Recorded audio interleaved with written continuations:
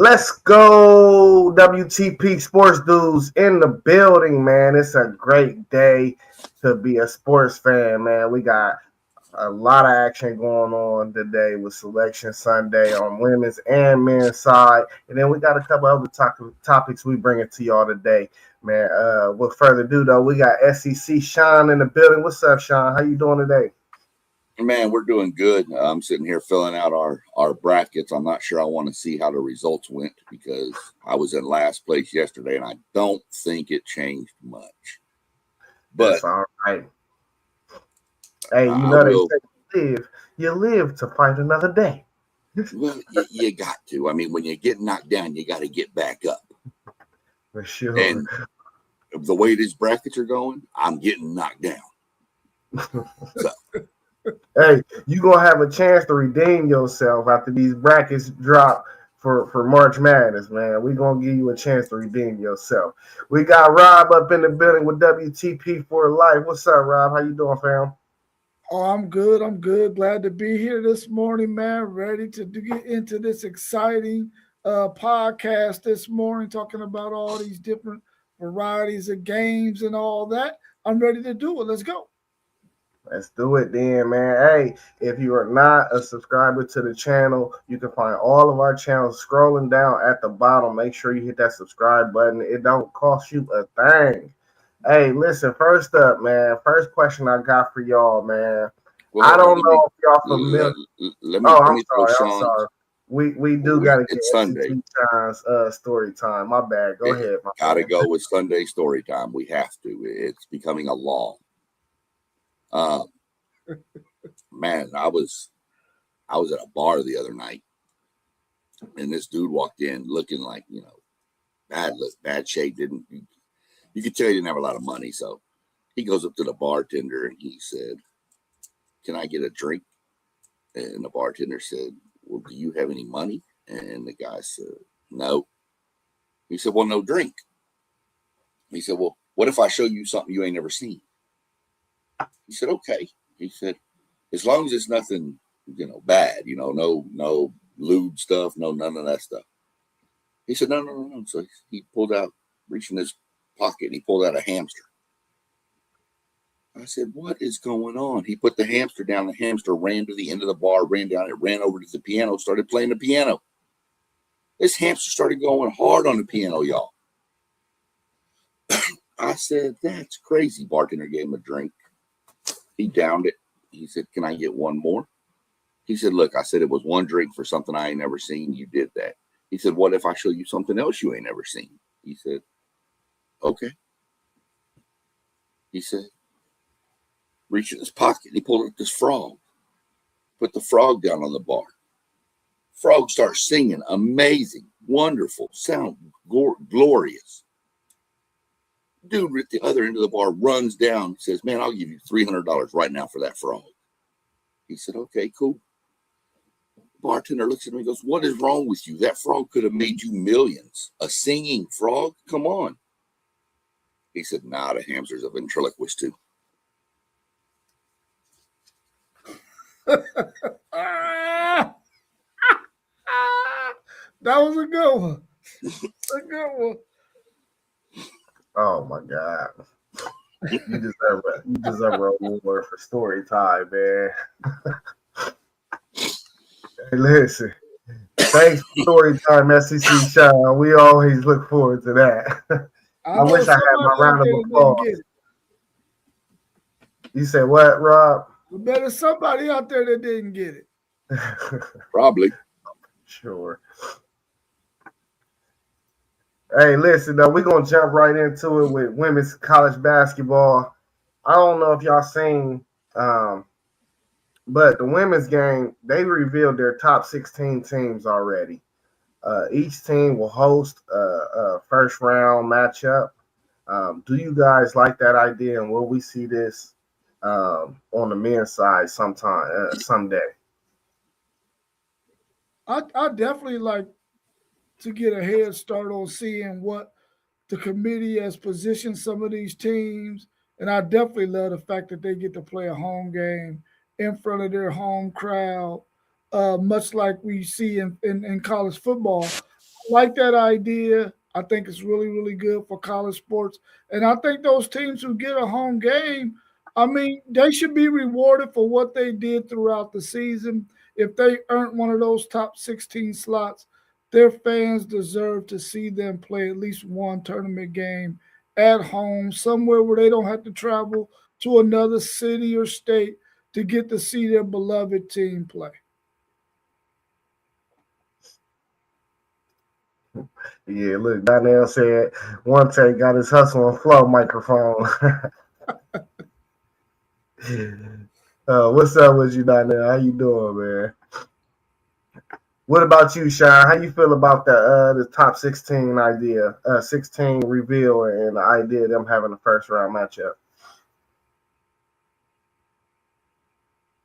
You on mute? You on mute? Was it revealed yesterday? I want to say it was revealed 2 days ago. Okay.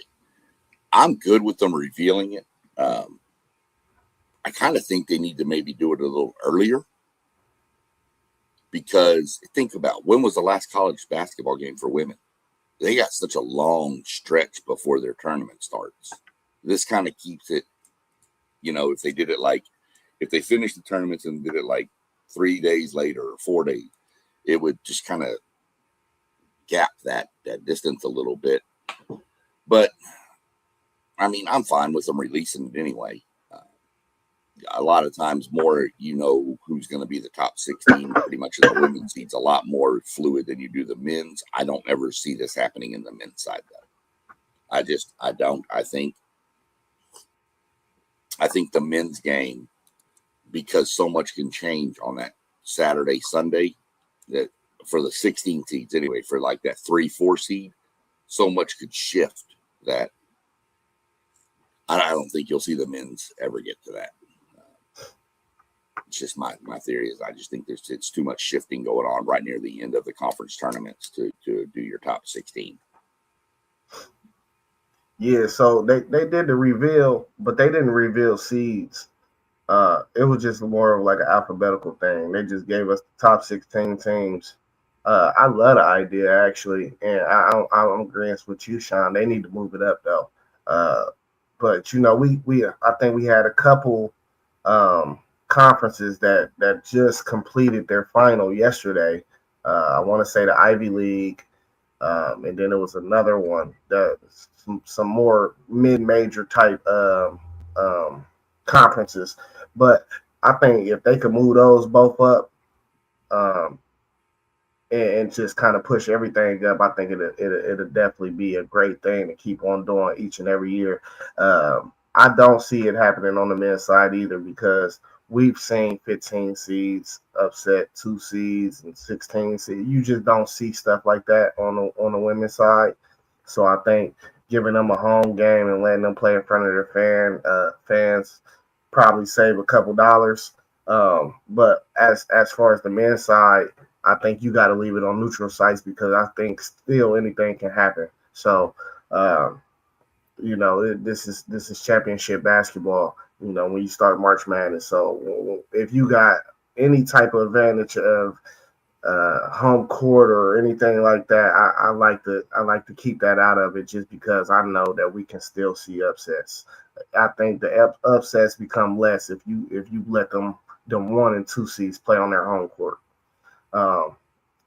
But if we did see that on the men's side, I wouldn't be opposed to it. I wouldn't be opposed to, actually seeing it, like my Buckeyes have a good year. We a 3 seed, and I can go straight downtown and watch a March Madness game. That'd be lit for real now. I that is the other side to it, your hometown fan base. So I don't know. I doubt we'll ever see it on the men's side, though.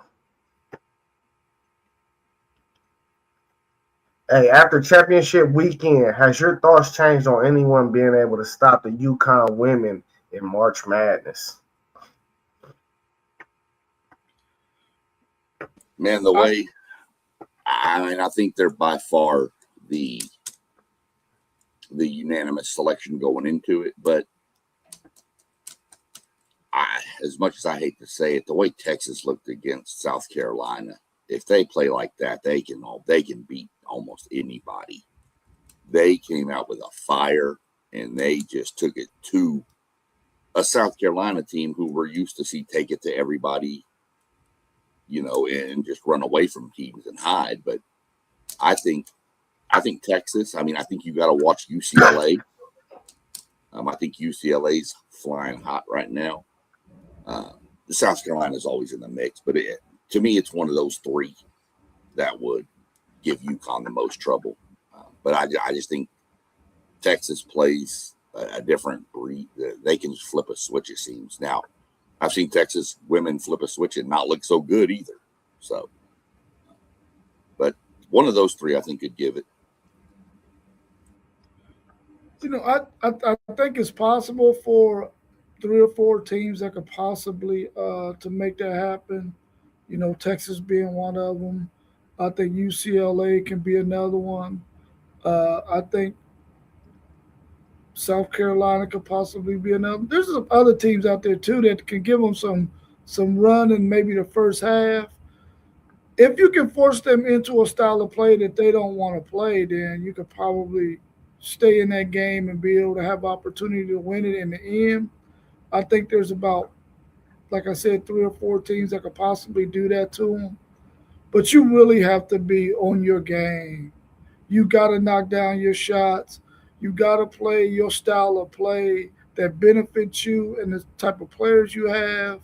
And if you can do that, yeah, you could definitely give UConn a run. But I really think they're gonna win the championship. So even though I'm saying those 3 or 4 teams, I don't think anybody's gonna beat them. This is my only thing. The Big East, they won their conference championship by 30 points. Are they battle tested enough to where when they start playing multiple good teams in a row to sustain the level of play that they play at? That's my only concern with UConn. And South Carolina, we mentioned Texas. I think we got to mention teams like UCLA out there. Other experienced teams like LSU.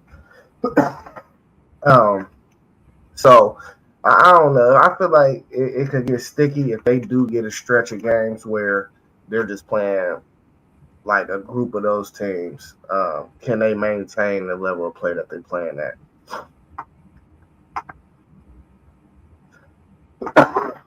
Did y'all want to add anything else to the women's game before we turn over to the men's side of March Madness? I think the women's bracket is going to be far more competitive than the men's early on. I think there's a lot of really, really good teams. We talked about the 16 teams that were already revealed, but I think even beyond those 16 teams, there are going to be some really, really good basketball teams on the women's side in this tournament that have some players, man, who if they get on a heater and they play good enough defense, man, they could possibly upset some of these teams. Now, it's going to take one of those perfect games to do it, but it's going to be some competitive basketball because there's some really, really, really good basketball teams in the women's game that's going to make this thing very, very interesting. So I'm looking forward to watching theirs from start to finish and catching as many games as possible and watching as many highlights as possible because I think it's going to be one of the really, really good sports things that are going to be happening during the month of March into April. For sure. Hey, we had in the men's side yesterday, we had 3 finales in the big boy conferences. We had the ACC, Big 12, Big East. Let's start with the ACC. Duke was able to escape with a win.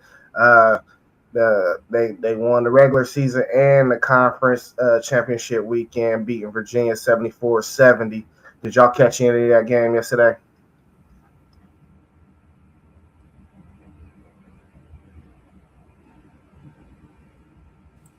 I did not. I didn't catch any of that one.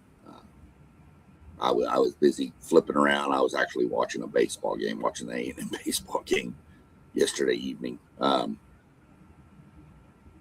I mean, I looked back at it and looked at some of your stuff, and I mean, it's what you expect from a tournament final. I think quite a few of the tournament games yesterday gave what you wanted with a final. I mean, Virginia gave Duke pretty much everything they wanted, but Duke, held on at the end for what was it, 74-70. So did nothing but solidify Duke as a 1 seed. We can get into where later. I don't know that they're the number 1 overall, but again, I'm sure that's coming up here in a few minutes. I didn't really watch much of this one, but I mean, I wasn't really too interested because I really thought Duke was going to beat Virginia. I'll give credit to Virginia. I thought Duke was going to beat Virginia bad. So give credit to Virginia. I think this was a game where we know Virginia is a team that wants to play really, really good, solid defense and keep the score as low as possible so that they can be in it right down at the end. And that was something that they were able to do. But for Duke to be able to pull out a win in a conference championship game during that tournament really allows them to gain some more momentum going into the bigger tournament, because here you are in a game that's close. You got to win it close at the end. That allows you to build more and more confidence that you can win close games in an environment that's not yours, even though because it's on a neutral site. I think that was really, really good for them to be able to get a win in a close game against a team that we don't feel like is as good as Duke, but they were able to test Duke. And that allows Duke to understand, listen, we're going to get in this tournament, and there's going to be some teams that we're going to be better than, but we got to take their best punch and still come out with the win. And Duke was able to do that yesterday, pulling off a win in a close one over Virginia. Hey, thanks for the love, Papa Whitmore. We appreciate you. Hey, Cam Boozer finally looked human yesterday. I think them being able to win with him playing like that is a real big key for them going into the March Madness bracket. Because one thing I kept on saying the last couple of weeks is, what if you can get Cam Boozer in foul trouble, or even if he just played like a regular dude like he did yesterday? They got guys, they got All-American guys on that team all through that roster for real. You seen Isaiah Evans step up yesterday. I thought Caden Boozer he's really starting to hit the corner and turn into his own. But just to win a grimy game like that, with your best player not having one of his best performances, was definitely a key, and they definitely would be considered in consideration for that overall number 1 seed. Big 12. Let's move on to the Big 12 finale. We had Arizona taking on Houston. Arizona pulled out the win, 79-74. Did y'all catch that one? Yeah, I think this was another one of those games where an Arizona team, much like Duke, was in a really close game. Only difference is Houston is a much better team than Virginia. And they were in a game against that Houston team where they had to make sure that their players made plays down the stretch when they needed to, and throughout that game, playing against a really good Houston team who was an up-tempo team who likes to work from behind the perimeter. They also like to get the ball down in the low post. I thought that the Houston team had a chance if they could have made some more shots down the stretch to win it. But for Arizona to win this game the way they did in a close one against a very, very, very good Houston team, probably a Houston team that's going to get on a number 2 seed, 3 at the worst, was really telling for them to be able to beat a good Houston team. I thought Arizona did a good job to win that game. Yeah, looking back, I watched bits and pieces of this, flipping around. But name me, Houston lost by 5. Flemings and Sanak, I think that's how you say his name, combined for 13 points. That's not going to happen very often. Mm-hmm. And they lost by 5. So other people had to step up and pull some more of the weight, and they did. So I think it does nothing but, like you had mentioned, help. I think it helps Houston know that, look, we can be in games and potentially win games without our two of the big dogs scoring and going, scoring a lot. Especially to do it against Arizona, that has to give you confidence. To me, Arizona's the number 1 overall seed, by the way. I think who they've played, how they've played, I just think Arizona's the overall number 1. And that's probably going to upset some maybe Michigan fans, and maybe even Duke fans. But I hope Melissa Graham don't try to hunt me down like she do Zay all the time. But I just think Arizona is I think they've done more with the schedule and the strength of teams they've played in conference, especially to go through that grind. Because even though Kansas wasn't what we thought, but I'll take Arizona as the number 1 seed overall. You know what? I don't think Houston played good at all yesterday, and they was in that ball game. Their top 4 players. It wasn't even just Flemings and Sanak. It was Sharp didn't have a good game, or Uzan. I didn't think neither one of them had a good game either, relatively. They're gonna live and die by their guard play, and I just don't see, like you said, Sean. You said Sanak and Flemings, but I just don't see Flemings, Sharp, and Uzan all having bad games again like that. I've never seen none of them all year long all have a bad game in the same game. I thought they just didn't play. Well, it's not that they played bad; they just didn't shoot the ball well. I just don't. That's a sneaky team for me in the tournament, just because I know how far guard play can take you all the way to the promised land, like literally. Like you got the best guard play in March Madness, you have a chance to win every night. So we'll see how that shakes out. I definitely think they'll be firmly on the 2 seed line.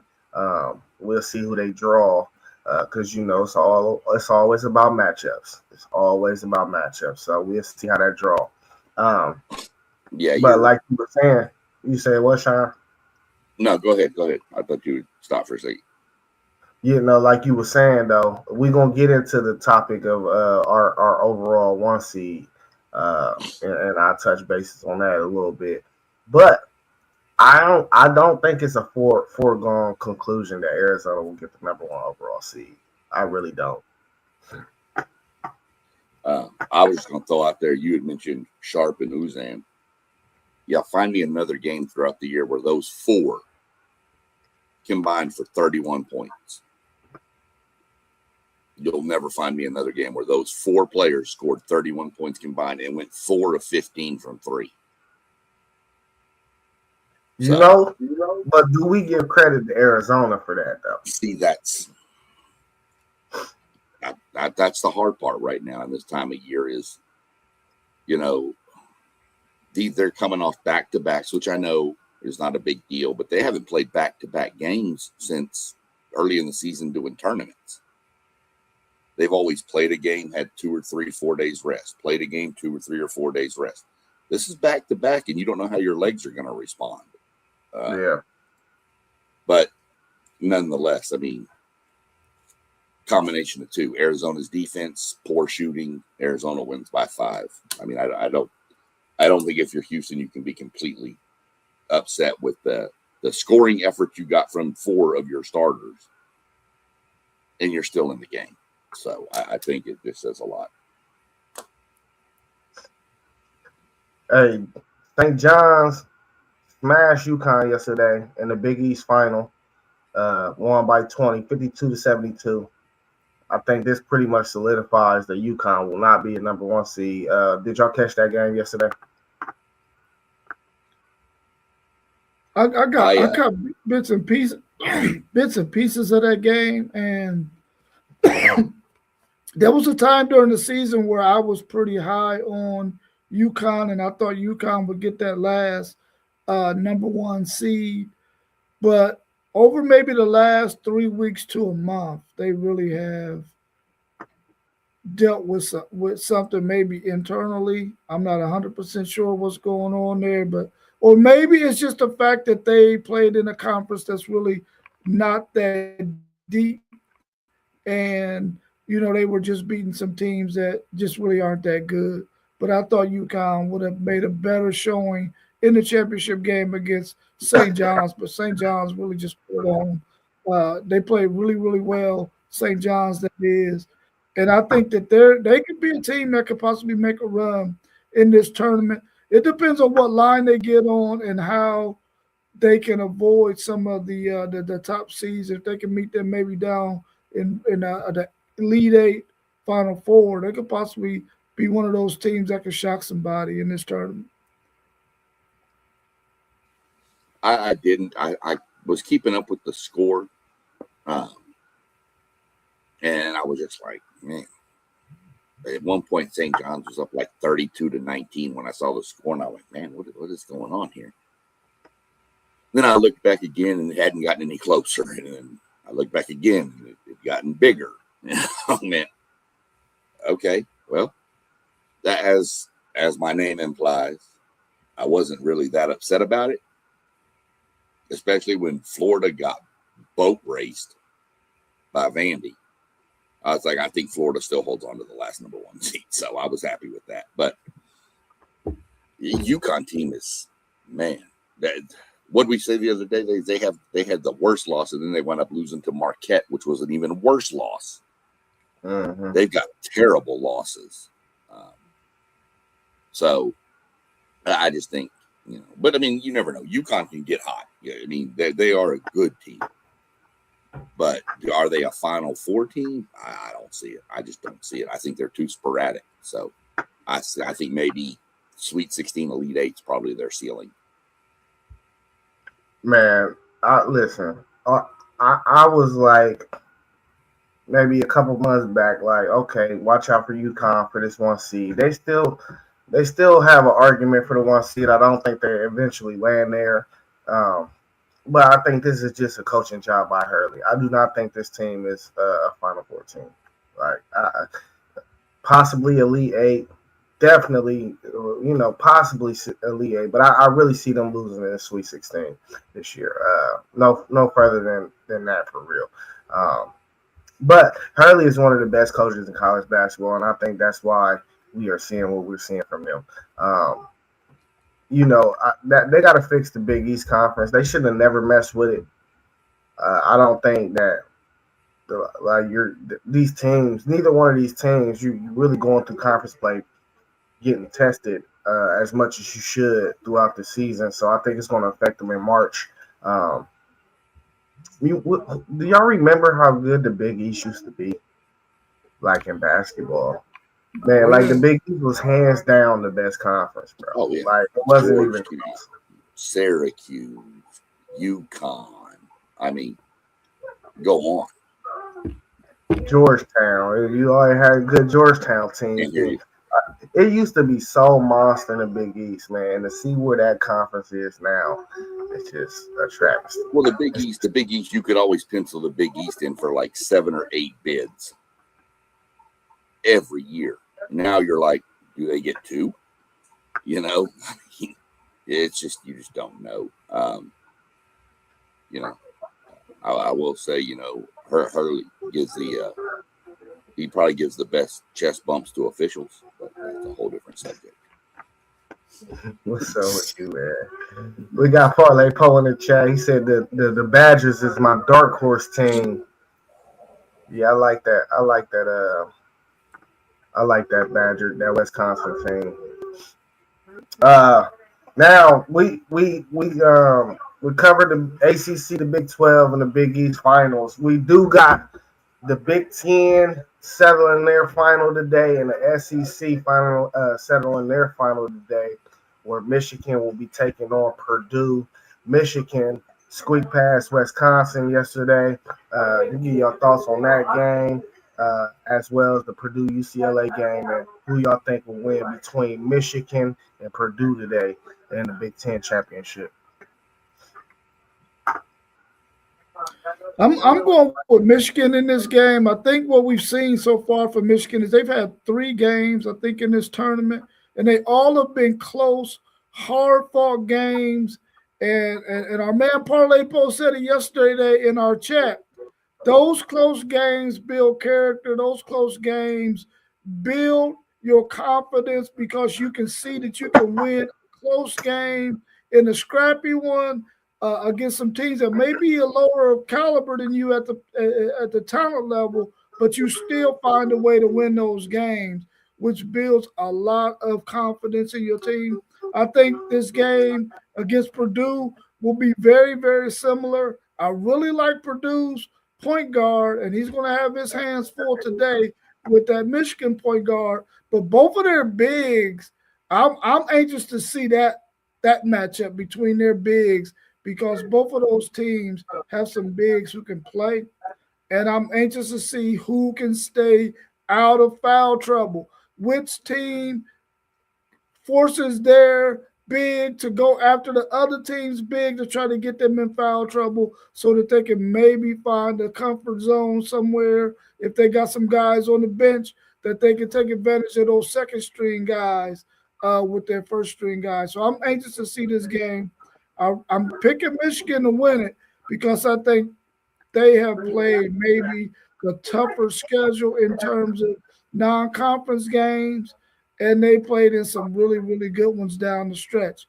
So I think this Michigan team is probably more battle-tested than Purdue. Purdue dropped a couple down the stretch, and where Michigan had won some after that Duke game, and I'm picking Michigan to win this one.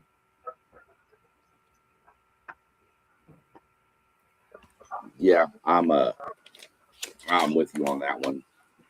I expect another close game. Like I said, these tournament finals should be close games. These are the 2 best teams in your conference.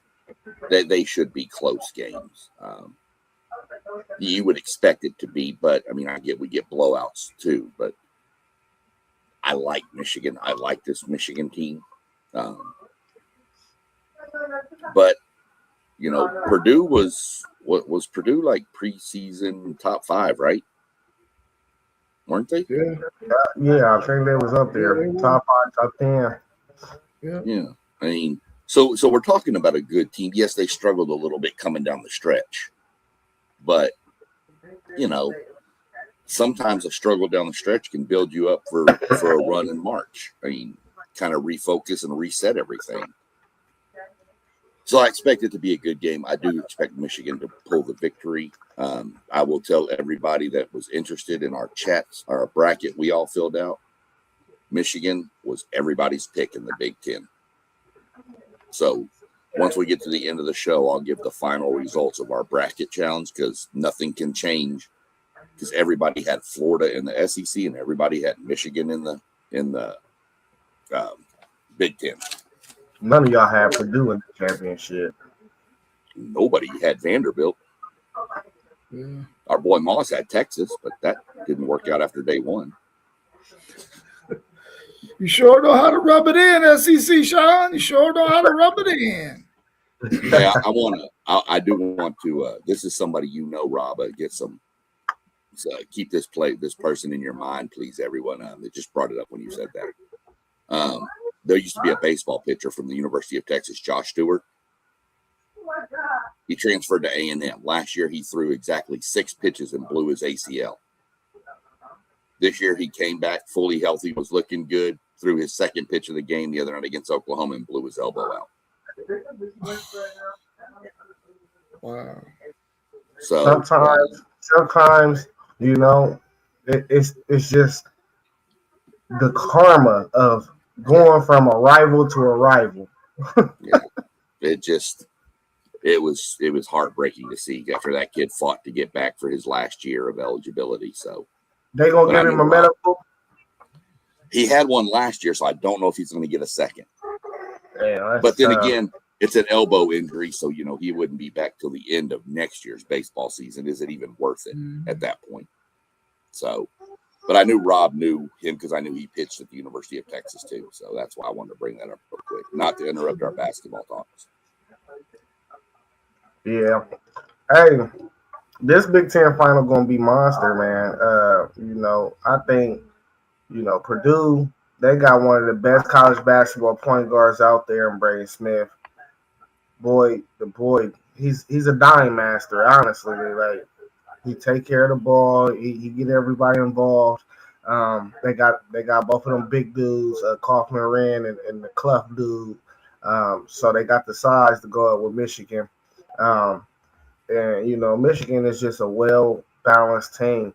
Lindenborg didn't have a good first half yesterday. Came out and was balling. He hit that three late in the first half yesterday, and it kind of like jump-started him into the second half. But he's always going to be an X factor. I don't know who's going to win. I'm just going to be a fan today. If I got to choose somebody, I am going to choose Michigan. Now, if Michigan do win this game, I'm curious to see if they can possibly get a overall 1-2 seed. Am I saying that right? The second overall 1 seed. I wonder if they can get into that conversation, or maybe even the first, because if you look at it, they end up with the same record as the other two teams. So what is the resumes? It's a lot of good teams in the Big Ten. So for them to go with a 2-loss throughout the whole year, man, they gotta have some type of consideration for the overall number 1 seed, in my opinion. Look, this year's different than the rest I've seen, and y'all can tell me if I'm wrong. In the past years, you can pretty much take 1 or 2 teams, and one of those is the 1 seed, the overall. This year, you could take those 3. I'm going to leave Florida out of it, but you could take Arizona, Michigan, Duke, put the names in a paper sack, shake it up, reach in, draw them out in order, and that's your seed, and nobody can complain. I think any one of those 3 can be the 1, the 2, or the 3 overall 1 seeds. So that's just how I see. I think this year's a little tighter at the top of the 1 seeds than it has been in recent years, in my mind. Yeah, this could be a game. Duke got that head-to-head against them. Yeah. This might be one game, Michigan and Purdue, where the LJ Kaysen guy who's hurt might give Michigan some issues, because I know they miss him, because he's a walking bucket, man, when he gets out there on the floor. Not having him in this game against Purdue might hurt Michigan, but I think they're still going to win this game. But they could really use LJ Kaysen in this one for sure. All right, let's turn over to the SEC, man. We got a matchup between Vandy and Arkansas. Maybe 2 teams we probably didn't really see being here, but nevertheless, they're here. Vandy beat Florida yesterday, 91-74, and Arkansas squeaked past Ole Miss in overtime, 93-90. Thoughts on that? That shocking. There's no way I saw that coming from Florida. When you look at it, Florida, even though they had already played once, they didn't look right. Something was just off with Florida. I don't know if it was hard for those players to keep their focus, because they're like, look, we're a 1 or a 2 seed at the worst. Let's just not get injured. Hawk or Tyler, whatever, Hoff or Howe, I still can't figure that guy's name out. He is coming off of a little ankle issue, so I know he played, but did he really? So I don't know. Vanderbilt, I think was just trying to up their seeding. Florida just looked, to me, parts of that Florida just looked disinterested to play. They were like, look, let's just get through this healthy. Let's get ready for the tournament. Let's go. It's like they didn't even care about winning the conference tournament. They said, we won this. So the coach, they'll never admit that, of course. They're going to, we wanted to win both. But Vanderbilt was hot. And people got to remember, this Vanderbilt team started 16-0. They're not, crap. They finished tied for fourth with Tennessee and A&M in the SEC. They're a good team. I still think their coach should have probably got Coach of the Year in the SEC, either theirs or A&M's coach, not Todd Golden. Todd Golden had a roster stacked of guys. I mean, but I get they had a great season, but Vanderbilt was pretty crazy. I'm actually looking now that my bracket's busted. I'm actually looking at Vandy beating Arkansas today. Yeah, I had Arkansas making it in the SEC tournament, conference tournament too. This championship game against Florida. That Vanderbilt team they're a good basketball team. They shot the ball particularly well in this one, and Florida did not shoot the ball as well. I mean, Hahn was, I think, 4 for 15. Hall was 4 for 15, and they just didn't play the kind of style of play we've expected them to play down the stretch like they had been playing down the stretch. This was a game that I don't think they could afford to lose this game, man. You're going into the NCAA round of 64. You want to go in there on a high note. Will their coach be able to get in their ear and get them to understand that it's just a loss? Don't get beat twice. Now, I don't think they'll lose in the first round, but they could have this game sitting in the back of their mind that, man, we let a Vanderbilt team that we're better than beat us. Or will it be one of them things, well, we didn't shoot the ball particularly well. We got to make sure that we do a better job of that and beat teams like Vanderbilt if we meet somebody like that in the tournament. But Vanderbilt came out there. They played really well. They shot the ball particularly well. I think they had one kid who was 8 for 10 from the field. He had, I think, 20 points. And they had some other guys who chipped in in double digits, like 5 or 6 guys in double digits. So they have really balanced offense. Can they beat Arkansas? I think this is going to be a really good game, and I think we would rather see a really good game in this championship game than a blowout. And I think we're going to get a really, really good close matchup between Vanderbilt and Arkansas in this one. Yeah, I ain't too upset that Florida lost this game, man. To be honest, I think they're fine. They'll be just fine for tournament time. You get a tune up. They get a 15 or 16 seed to open it up, depending upon what seed line they drop on. They're just still gonna be a tough out, but they're too long. They're just too long. And hats off to Vandy. I think Vandy needed that game, and I think they played with more hunger, and they played like they needed that game more to improve their seeding. So I think that's just a product of what we saw yesterday. On the other tip, Arkansas, man, Malik Thomas, however you say his name, he balled out of control yesterday. A-Cuff is the guy for sure, but if Malik Thomas can play like how he played yesterday, that's another team where their guard play can drag them damn near to the Elite Eight. I feel like I don't think that's a Final Four team, but they got the guard play to get to an Elite Eight for sure. Now today, I don't know who's gonna win that game. I'm rooting for Arkansas. I think A-Cuff is the national player of the year. I said this last week. I think that dude is unreal. He had a good game yesterday. Just Malik Thomas was a little hotter, but nobody in the country can stay in front of A-Cuff. Nobody in the country can guard him. He's unguardable. But it's a few players out here that's unguardable. But him, I think that is one single player that means more to his team than anybody else in the country. Well, he's He's unguardable, but he also makes the right decisions giving up the ball. Back to Florida real quick. Remember, Florida was on like a 13 or 14 game winning streak. It's going to be hard to go 20-0 if you're going to win the whole tournament. So a loss, while never a good thing, could help refocus them in. I mean, you're talking 14, they'd have been like 15. That's 21 straight wins. That's just not going to happen very much in high-end college basketball. So for sure.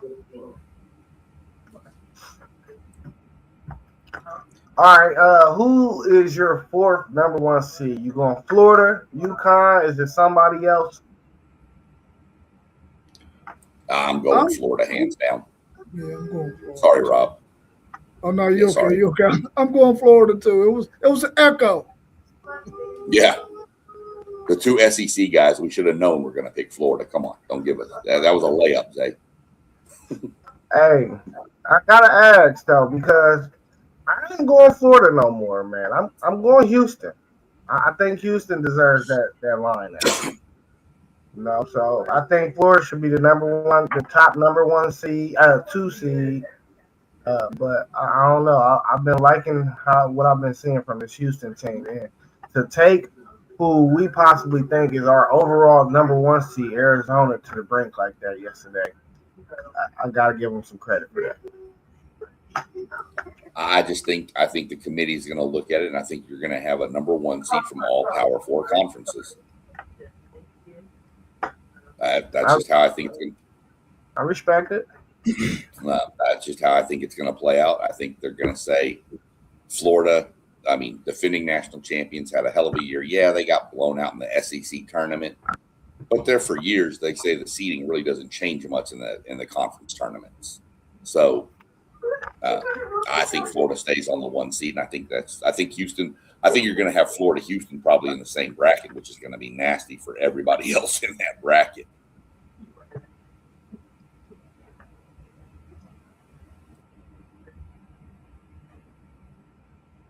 All right, moving on to the next question. Should the MAC get 2 teams in with Akron winning the final yesterday in the MAC? I definitely believe they should get 2 teams in. I think they're deserving of getting 2 teams in. Of course, Akron's going to get in from winning their tournament. And then I think Miami of Ohio should be the other team that gets in. They're in the MAC, right? Yeah. Yeah. They should be the other team. I mean, this team went undefeated all season and lost in their conference tournament game. So, in the conference tournament game, I think they should both get in. You got to reward teams for doing that. And we talked a lot yesterday about mid-majors and Power 5 schools and teams and the lower level in the Power 5 and all that stuff. This is an opportunity for them to get it right and put Miami of Ohio in there. They only had 1 loss. And it doesn't matter what teams they play. To go undefeated in the regular season and lose in your conference tournament should get you into the tournament every single time. 100%. Obviously the conference champ needs in. I mentioned this yesterday, that this could potentially hurt the bubble teams, the Auburns, the Texases, because you had a bid stolen. If Miami of Ohio wins that tournament and wins the title, then it's a 1-bid league probably. Mm-hmm. But now you're going to get 2. If they leave Miami of Ohio out, it's a disaster. They need to just shut this down and not even mess with this anymore. I know their strength of schedule is terrible. Again, it's like we've talked about in football. You can't help who your schedule is in your conference. That's set by the conference, not by you. Yes, you could control your out of conference, but you're 30 or 31 and 0.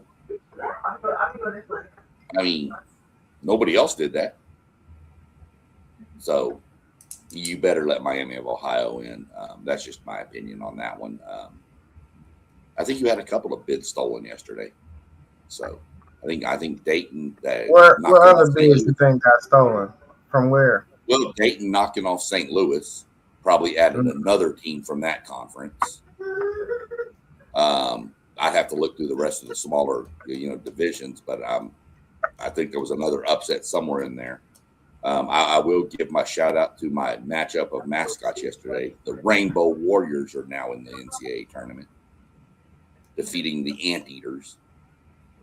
So, but I think Dayton beating St. Louis added another bid to that. What is that? The A10? Yeah, Atlantic 10. Yeah, I like the Atlantic 10 though, man. That's some good basketball.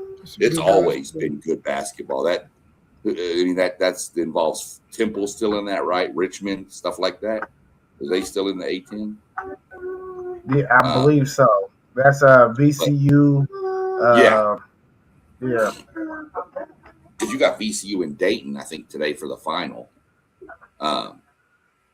One of those, if not both of those teams, are going to be in. St. Louis is going to be in. So now you're going from a 2-bid to a 3-bid league. So there's another potential bubble spot stolen. So it's always interesting to watch. And we're going to see, like I mentioned yesterday, that Stephen F. Austin team at like 29-4 is a good basketball team. Do they get any, love? Whatever. Probably not, because they're smaller conference, which I don't think is right. But we discussed that yesterday, so I'll digress on that.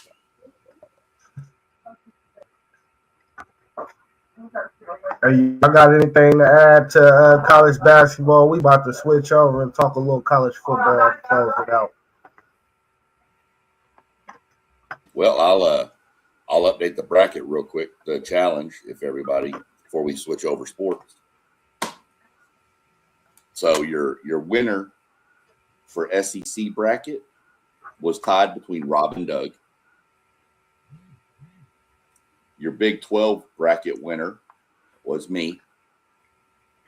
Your ACC bracket winner was tied between Moss and Doug.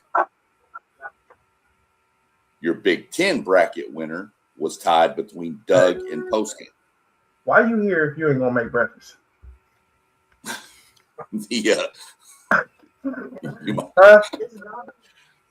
Uh-oh, we got Family Feud kicking here now. Then that brings us to our overall standings. Our overall standings, which cannot change because, again, everybody had Michigan today. So you can either add a win or a loss to these totals, and you'll be right. I made a comeback. Hey, I heard you pop that whole thing. I flew from last place to second to last place. So last place, because he took some crazy picks, Moss, 35-25. I came in second at 36-24. Post game finished 37-23. Doug finished 38-22. And the leader of the group, Robert, also finished at 38-22. So we had a tie at the top between the two Hook'em fans. The two Texas boys. Yeah, that's how it's supposed to be. And they always there because I was unavailable. Yeah, you were unavailable. I tried to get it to you. I really tried. I was sick, bro. I was not. You wasn't gonna get me to do it, bro. I was down bad. Yeah. The for the craziness is the SEC and the Big Ten seem to give everybody more problems than the other two, which tells me that the other two conferences are more top heavy, and the other two are kind of, you got teams that can beat a team here or there. So. I don't think anybody had Northwestern beating Indiana. So that's where we finished with that bracket with conference tournament brackets.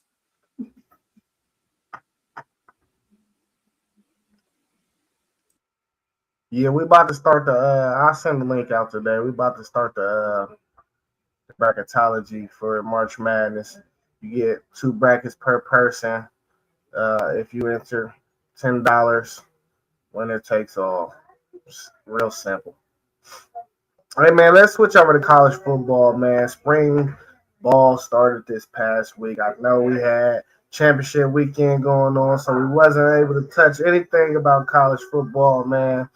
But are there any questions that your program needs to answer this spring? And what are they? What is y'all's questions for y'all's programs and y'all's teams respectively? Go ahead, Rob. You get Texas. Yeah. For us, for Texas, it has to be, will the running game get to where it needs to be? In the past, we've seen Texas have a really, really good running game. This past season, it was dormant. It was not good at all. We did not have 1,000-yard rusher. And that's the first time in Steve Sarkisian's head coaching tenure, or even as offensive coordinator, I believe, that he has never had 1,000-yard rusher. We got to make sure that that happens. And we lost a lot at the linebacker position. So we have to see what that linebacker position is going to look like. We, of course, got some guys in the portal, and we got some young guys coming in. What is that defensive linebacker position going to look like? And also the defensive back position. So those are the biggest questions I got for Texas. I think they answered everything in the portal as far as their offensive line is concerned and the wide receiver position. So the verdict is still out on how it's going to look because you got to play the games.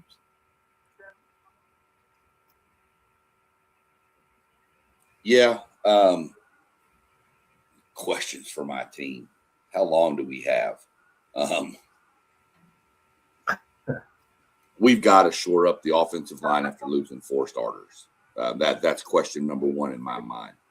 Question 2 in my mind is we have got to fix our run fits on defense. We have got to be able to stop the run in key situations. We gave up too many 3rd down and 9, 15, 20-yard runs. So you cannot do that. And I think I trust Mike Elko. I fully trust Elko to get it fixed. Everybody on my Aggie chats has said we need to find a running game. I'm not worried about that.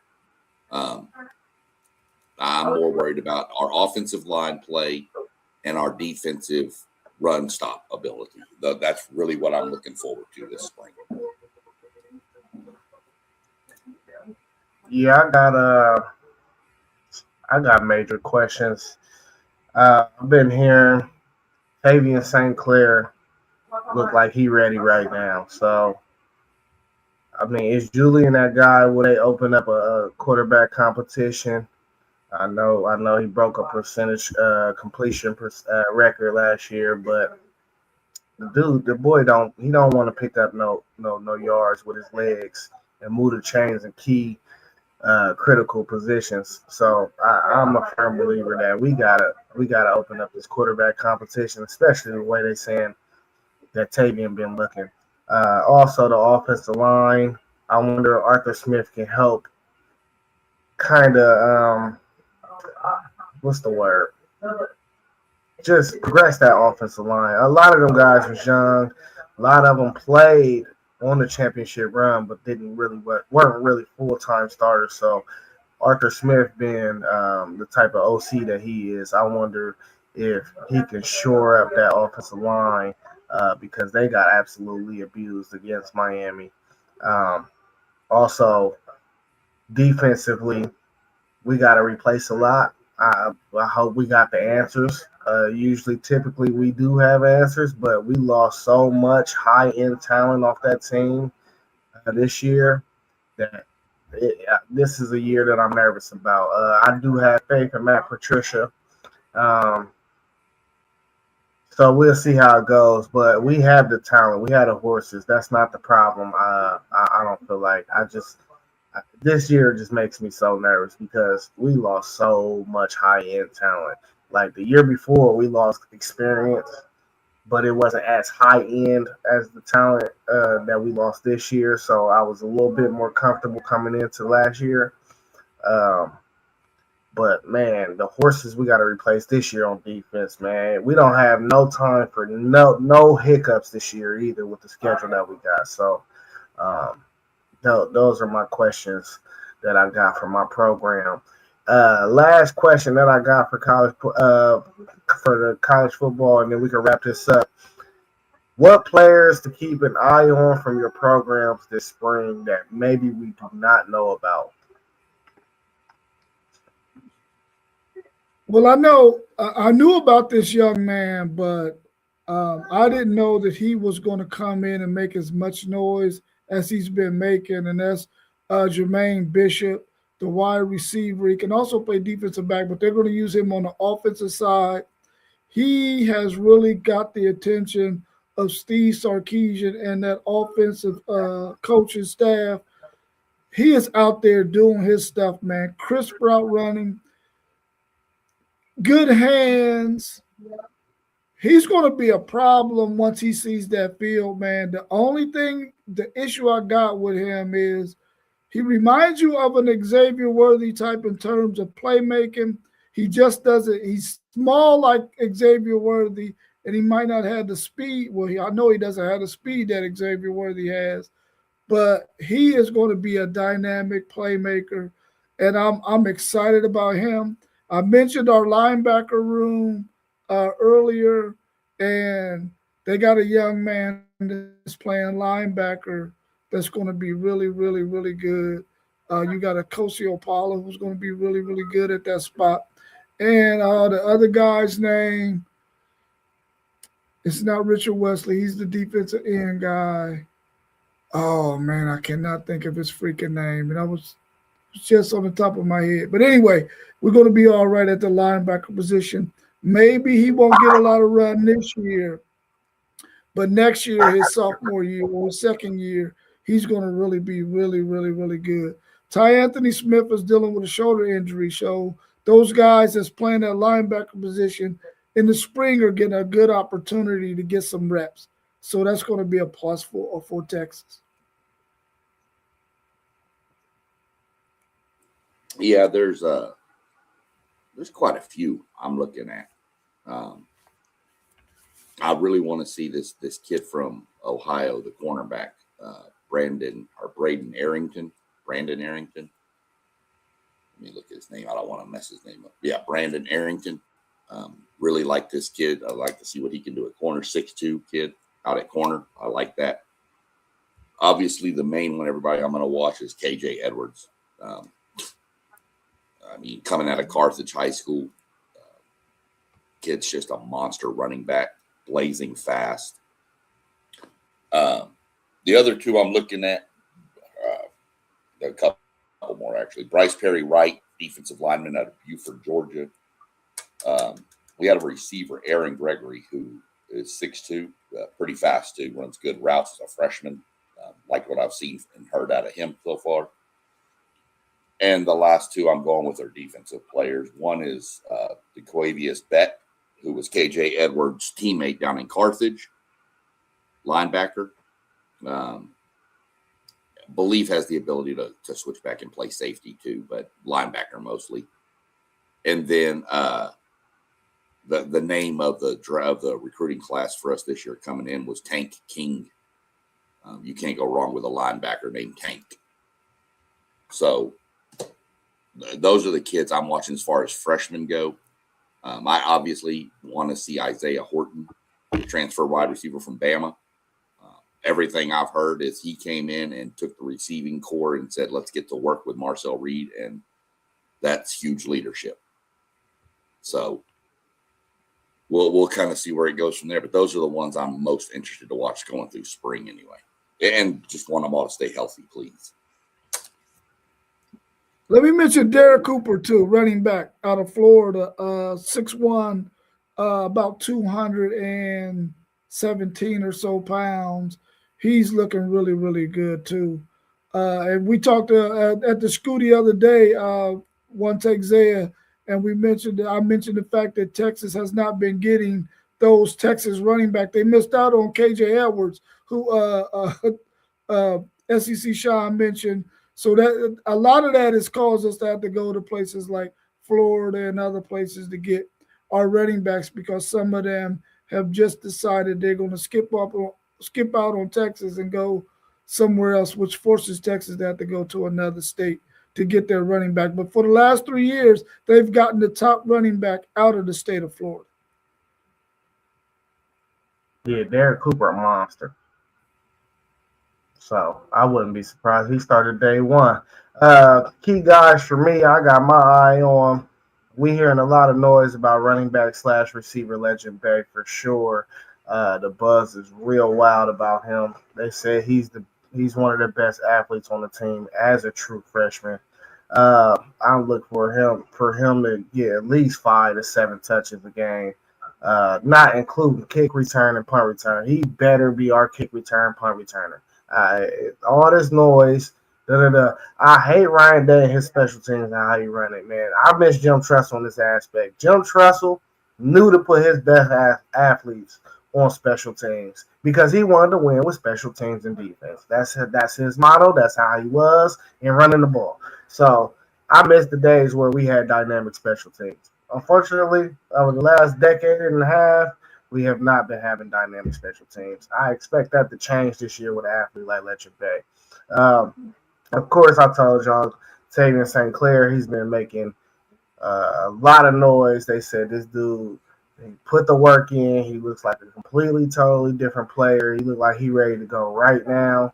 I'm telling you, if Julian, he might have a short leash this year if that's what they talking. You know what I mean? So if they keep on saying, if it is the way what they keep saying it is, them interceptions on the first pass and multiple games in a row, stuff like that is not going to fly this year. Really, the offense is the offense, man. The offense just the line needs to get better. We know we got Jeremiah Smith. We like this guy, Kyle Parker, we got from LSU. We like McCain that we got from UTSA. They said these guys give the receiver room a pro feel. These are experienced guys. I think both of those guys will be fighting for that slot position with Brandon Ennis to start the year off. We know about Chris Henry. Chris Henry, they say he's been making crazy alien plays. I hope they just slow roll the boy. He's not Jeremiah Smith. I hope they just take their time with him. We do not need him to be Jeremiah Smith on week 1. So I hope they just ease him into it. On the defensive side, though, we're looking at Corey Wilder on the defensive line. Corey Wilder is one of the few freshmen that I think will be able to play and crack the 2 deep early on in the year, just because attrition on our defensive line is not where it was or where it needed to be. We got T1 up in the building. He looked like he on vacation, still enjoying his time. You know what I mean?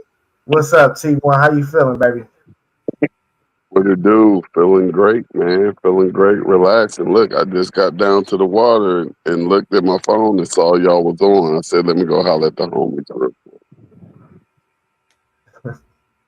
Yeah, man. What's That the backdrop was topic? great, man.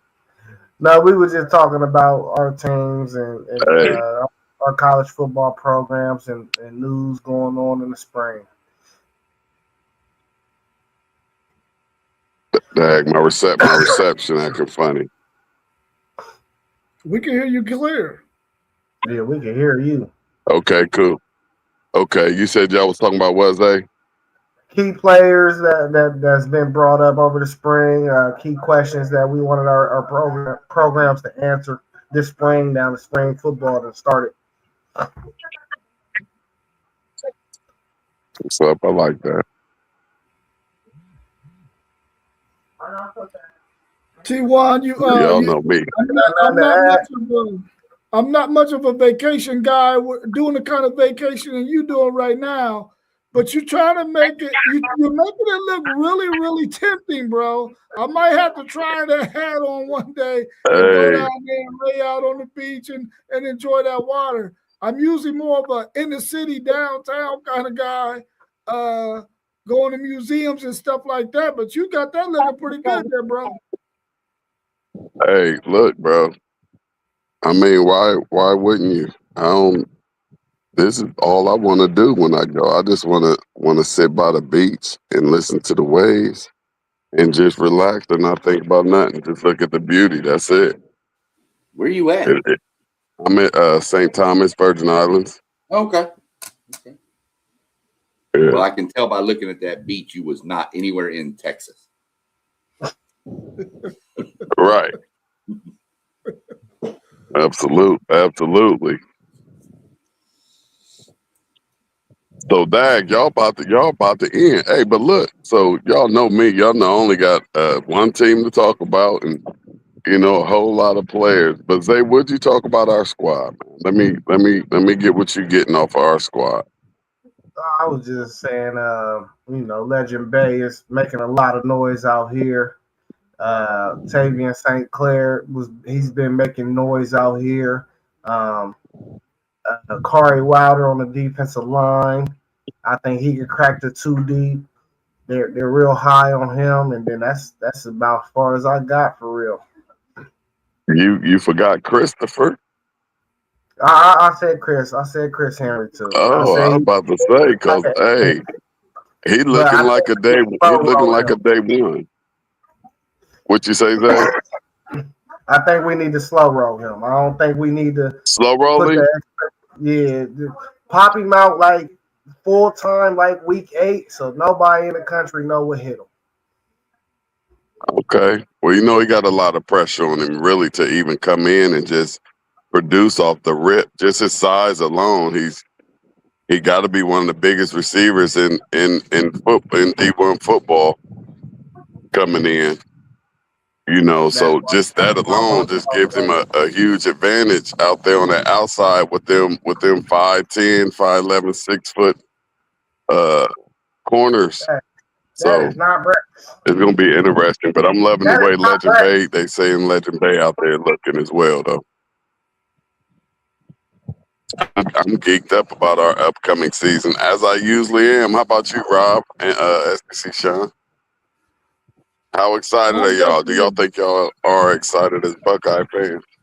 Oh, I'm probably even more excited than Buckeye fans, simply because y'all got, man. I'm telling you right now, I went on in 2 separate occasions where, remember, fan or One Take Zay and T1, when y'all said there's no way with the talent that we had on that Ohio State team last year we should have lost any games. I ran in 2 separate situations. 2 Buckeye fans said the exact same things that y'all said. Y'all losing a lot that y'all got to replace in terms of really, really talented players. And Texas is not having that same issue. Most of their players are returning, so I know they're going to be in a good space. Of course, they're replacing that running back room, but I think they got 2 guys that are much better than what we had in the running back room last year. So I'm really high on Texas this year. I think they did everything they needed to do on the defensive side of the ball to plug the holes that are going to be there. I think Texas, with Will Muschamp at the defensive coordinator, is going to be a really, really, really good football team. They got some serious tests and challenges, but I think they're going to meet and overcome all of them, and they're going to be right there in the college football playoffs next year.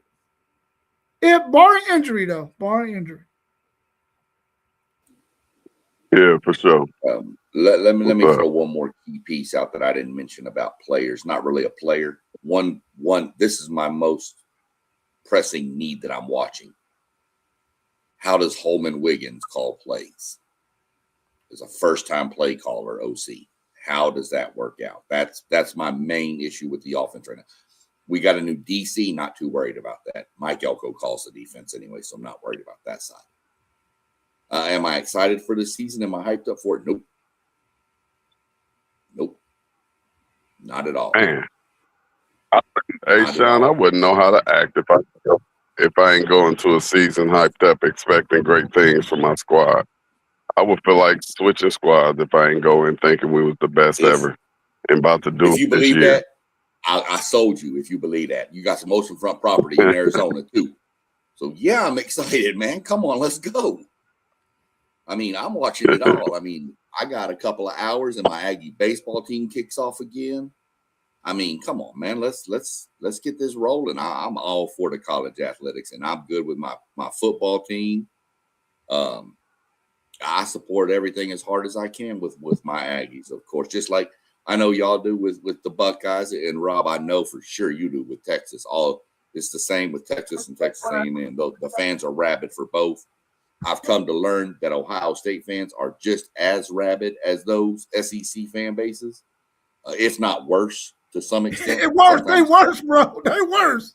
Hey, relax. Hey. Hey, so look, let me share something with y'all real quick. That since I've been here at St. Thomas, I've had the opportunity a couple of times to like get on some social media and stuff. But what I've been hearing a lot from a lot of avenues is the Ohio State University is the most consistent football program in America. So I would understand why y'all dislike us like that and think that we're obnoxious and all of this, because I mean our winning percentage is unbelievable. Ryan Day hasn't lost more than 2 games, and we're playing the same teams that everybody else is playing. And you have the Alabamas and the Georgia who are pretty much when Nick Saban was here, they wasn't losing, but 1 or maybe 2 games tops and all of that stuff. But Ryan Day has stayed consistent with it, and since that's the case, we can take all of the punches and jabs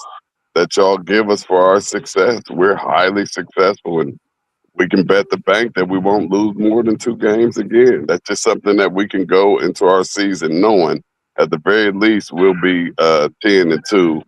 But everybody wants to say the Big Ten is whack, but there's other Big Ten teams out here that can go 10-2. So, it's football, y'all, and it's great being up on top. And when you're up on top, they slander you. They talk about you. They say you walk funny. Just because you're a Buckeye. But hey, it's great to be a Buckeye, man. Y'all should try it. I want to justify one thing, because I don't want any Ohio State fans coming at me or unsubscribing from my channel. I've never said y'all were. But we do got some English ones, Sean. I never said y'all were not. I never said y'all were obnoxious. I said you were annoying. Oh no. I wasn't saying you. Yeah, Sean. I wasn't saying you. I have to put that out there because it's a viewer watching right now. They called us obnoxious. So that was for them. I just heard it. It just went into my ear. I have to say one thing, being somebody from out of Ohio, from Texas. I got to say one thing. Somebody that was all about the Southwest Conference and all the Southern football. Didn't really keep up with Big Ten football too much.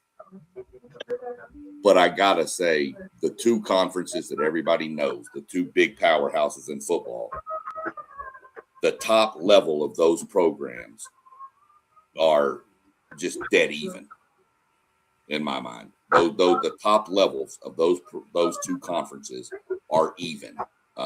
Granted, the Big Ten has the upper hand right now with the titles, but I never knew that much about Big Ten football until I moved up here and started following it a little more. I'm not going to lie. It just wasn't something I followed. I had Texas. I had high school football. I had college. I didn't need the Big Ten.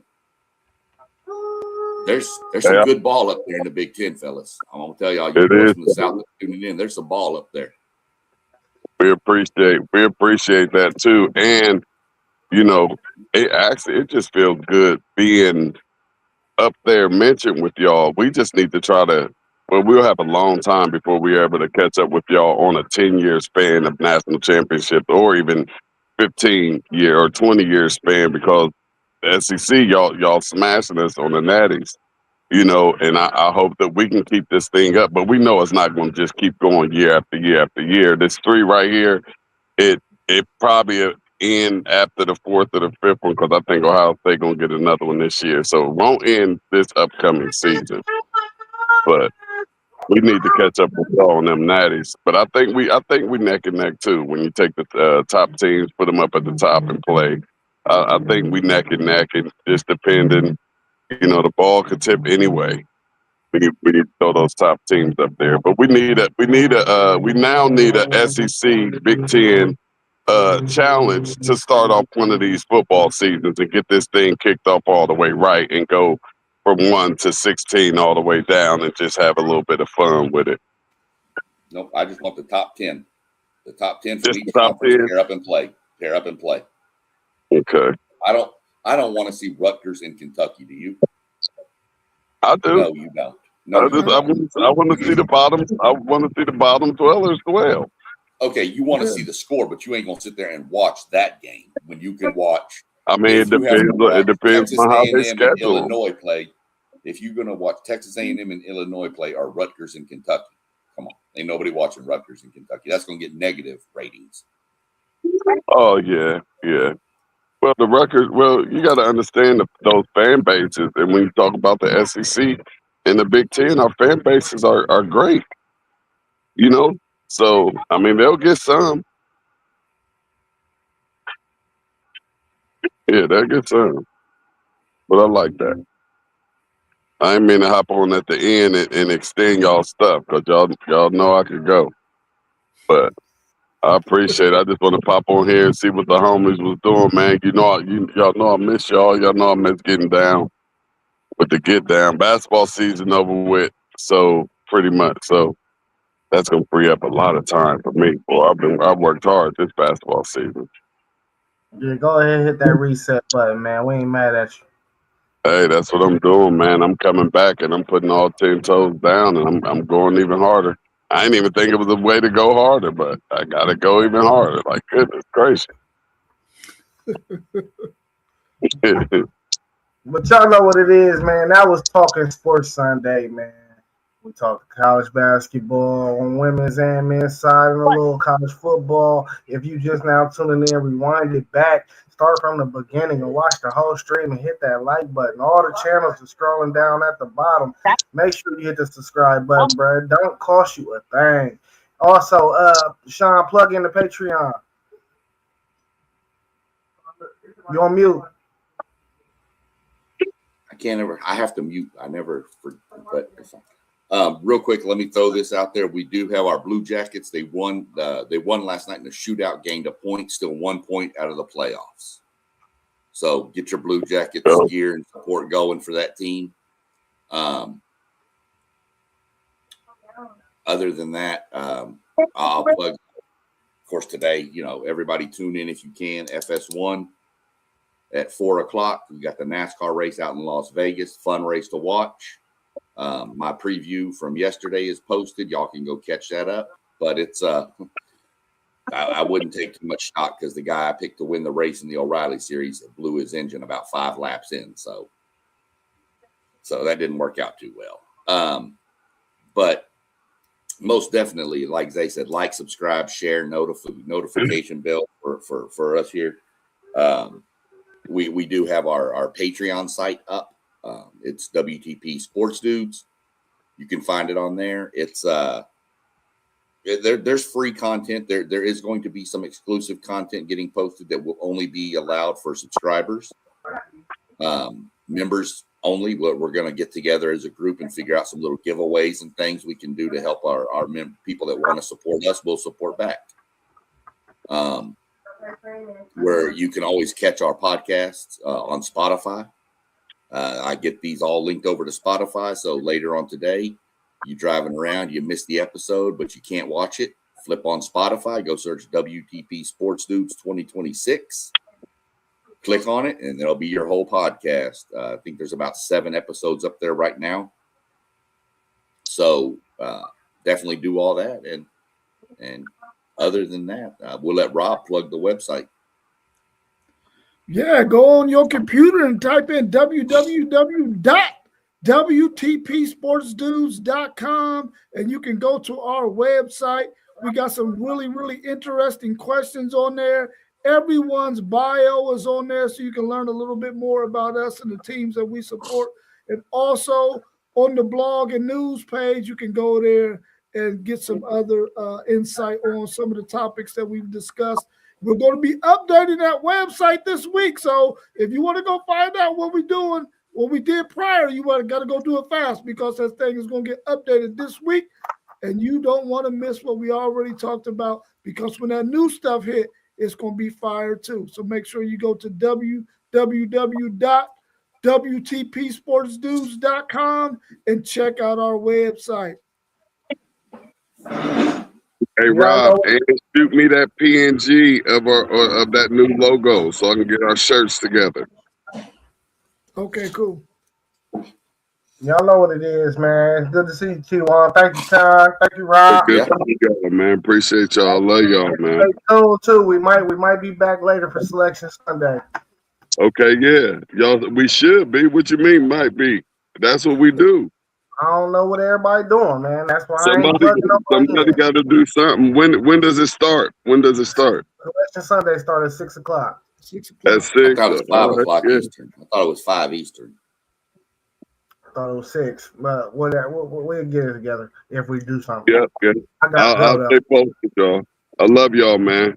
All right, love you, Love you family. too. Be safe, bro. Yeah. Love you too, brother. Be good down there. Be safe. Yes, Peace. sir. Will do.